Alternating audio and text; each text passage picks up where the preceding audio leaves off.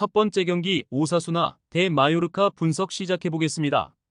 어느 정도 4-3-3에서 슈팅을 만드는 모습을 보여주기도 했지만 결국 결정력의 부족으로 인해서 무승부에 그치고 말았다.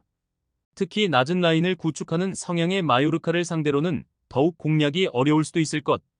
부디미르의 높은 제공권 역량이 있기는 하지만 마요르카도 중앙에 최대한 많은 선수를 배치해서 세컨볼 싸움에서 우위를 잡으려고 하는 편이기 때문 마요르카는 원정에서는 아예 500도 사용하는 경우도 잦은 편이다.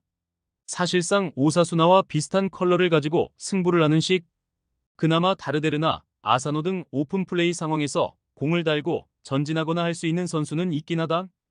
그리고 오사수나에서 새로운 감독을 데려온 케이스이기 때문에 상대의 약점을 알고 있을 가능성은 있다. 무승부를 기대해 볼 수 있을 듯. 전체적으로 두 팀이 라인을 내리고 공간을 닫는 아주 수비적인 스타일의 운영을 한다.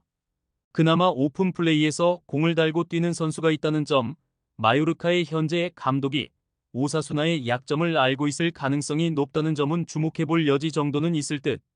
두 번째 경기 리옹 대 AS 모나코 분석 시작해 보겠습니다. 렌에게 0-3으로 패했지만 경기력에서 아주 밀리는 모습을 보여준 것은 아니라고 할 수 있었을 듯. 특히 두 팀이 모두 2골 이상의 기대 득점을 기록하면서 상당히 훌륭한 공격 전개 능력을 보여주었다고 할 수 있었다. 결국 16개의 슈팅 중 2개만 유효하게 연결한 공격진의 역량이 아쉬웠던 케이스. 다만 당시에는 라카제트가 징계로 인해서 명단에서 아예 제외된 상황이었다. 이제는 라카제트가 선발로 나오게 될 가능성이 높을 것이고 기본적으로 마티치 CM가 지난 시즌 합류한 이후로는 미드필더에서의 단점이 꽤 사라지면서 전력이 더 안정화된 모습은 있었다. 모나코는 늘 공격에서는 홈원정에서의 차이가 적다. 일단 화력에서는 꾸준한 모습을 보여줄 수 있을 것으로 보이는데 문제는 모나코의 수비라고 할 수 있을 듯. 특히 지난 시즌에는 박스한 수비에서 원정 약점이 상당히 두드러졌다.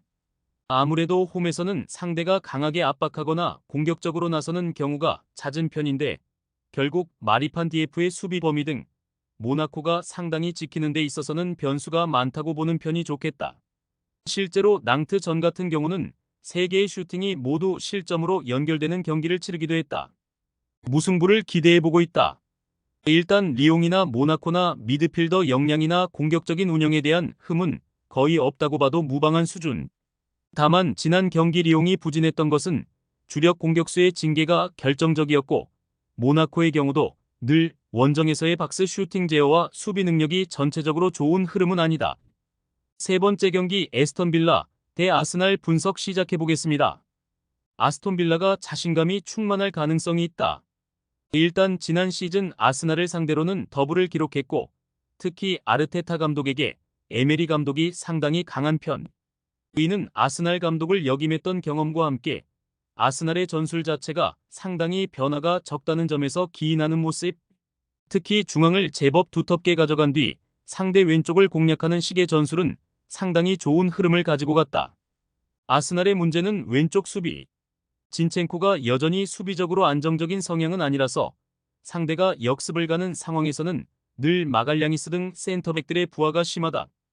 결국 아스톤 빌라의 주요 패턴인 측면 공략에 어느 정도 취약점을 가져갈 수 있고 지난 대결에서는 상대의 내려앉는 플레이에서 공격적으로도 크게 재미를 보지 못했던 것이 사실이었다.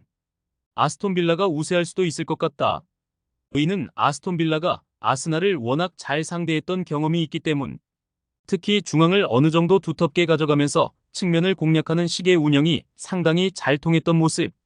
왼쪽 수비수인 아스날의 진첸코가 수비적으로 문제가 있는 편이고 센터백들의 부하도 덩달아서 커질 가능성이 있다.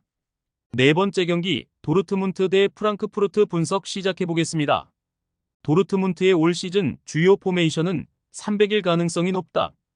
프리시즌에서도 300을 가동한 상황에서 가장 수비 능력이 좋았고 포칼에서도 3-4-3으로 가는 모습. 사실 명확한 레프트백이 부족해서 기튼스에게 윙어와 풀백을 동시에 왔다 갔다 하는 임무를 수행하게 될 수 있다. 일단 중원에서의 전개는 크로스가 해주면서 측면을 중심으로 전개를 하는 것을 기대해 볼 수 있을 것. 프랑크푸르트의 기본적인 스타일은 300. 다만 강호를 만나는 상황에서는 4-2-2-2-2 등 꽤 중원을 두텁게 가져가는 것으로 나올 때도 있다. 상대 빌드업을 방해하는 압박의 강도를 높이는 것으로 해석할 수 있기는 한데 문제는 4-2-2-2의 약점은 측면 공간. 빠른 자원들이 많은 도르트문트에게 측면 공간을 내주는 것이 이득이라고 보기는 어려울 것 같다. 도르트문트 승리를 기대한다. 중원에서는 크로스의 빌드업, 수비에서는 3-4-3 전환으로 인한 안정감을 1차적으로 생각해 볼 수 있다. 프랑크푸르트가 중원을 두텁게 가져가는 전술을 시도하는 상황에서는 4-2-2-2의 약점인 측면을 내주는 것이 문제가 될 소지는 있을 것으로 보인다. 다섯 번째 경기 파르마 대 AC밀란 분석 시작해 보겠습니다. 지난 경기에서도 어느 정도 수비적인 흐름이 좋았다고 할 수 있을 듯 그만의 골과 보니의 찬스 메이킹 등 상당히 공격에서도 한 방을 날릴 수 있는 역량을 보여준 것은 꽤 긍정적이었다고 할 수 있었다.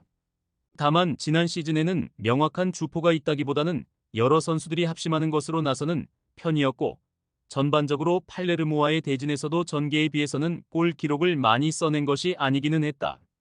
1차전 경기는 재앙. 살레마이커스를 풀백으로 쓰고 로프터스치크를 3선에 쓰면서 스스로 수비적인 안정감을 내다버리고 플레이를 한 셈이 되었다. 물론 한 경기만의 전술적인 패착을 인정하고 정상적인 포지션으로 나서게 된다면 밀란이 전력상으로는 압도를 하는 것이 사실이긴 하다. 지난 경기에서도 모라타 등 주요 선수들이 들어가 무승부라도 만드는 모습이었다. 밀란의 승리를 기대해보고 있다. 일단은 파르마의 전술 자체가 조금은 수비적. 다만 한 방을 날릴 수 있는 자원이 전체적으로 부족한 감은 있고 밀란이 지난 경기에서의 실수를 수정하고 나오는 상황이라면 재앙 같은 경기력에서는 탈피할 수 있을 것으로 보인다. 다만 로프터스치크의 3선 기용은 수비적으로 안정성이 떨어지는 선택. 여섯 번째 경기 우디네세 대 라치오 분석 시작해 보겠습니다. 우디네세의 흐름은 300의 안정적인 수비. 특히 라치오를 상대로는 이 흐름으로 기조를 상당히 답답하게 만드는 것으로 유명했다. 특히 라치오가 사리 감독 시절에는 4-3-3으로 사용하는 경우가 많았는데 리그에서도 지난 시즌 중원 지공을 선호하는 나폴리와 아탈란타를 상대로 좋은 흐름을 선보였다. 우려했던 공격력도 2선에서 실바가 1골 1도움으로 꽤 괜찮은 폼을 보여주고 있다. 투도르 감독이 금방 경질이 되고 바로니 감독을 데려왔다. 1차전에서는 승격팀 베네치아 상대로 체급의 차이를 보여주었지만 역시 우디네세를 상대하는 대진은 늘 부담이다. 특히 바로니 감독은 사리 감독처럼 4-3-3으로 가는 것을 선호하는 편. 라치오 선수들이 이 전술에 익숙하지 않은 것은 아니지만 늘 이기는 매치에서도 우디네세의 상대로는 고전하는 경우가 많다는 것이 포인트다. 무승부를 생각하는 것도 나쁘지 않은 선택지라고 할 수 있겠다. 4-3-3으로 가는 라치오를 상대로는 우디네세가 특유의 300과 수비로 경기를 저득점 양상으로 만드는 데 능한 성향을 보인다. 특히 라치오의 현재 감독 바로니는 4-3-3을 자주 사용하는 감독. 우디네세가 적어도 버티는 힘은 보여줄 수 있을 듯하다. 최종 조합은 영상 아래 고정 댓글로 말 걸어주시면 오늘 정보방에서 무료로 공유해드립니다. 제발 손해보면서 토토하지 말고 다같이 웃으면서 즐겁게 베팅합시다. 함께 하실 분들은 부담 갖지 마시고 편하게 말 걸어주세요.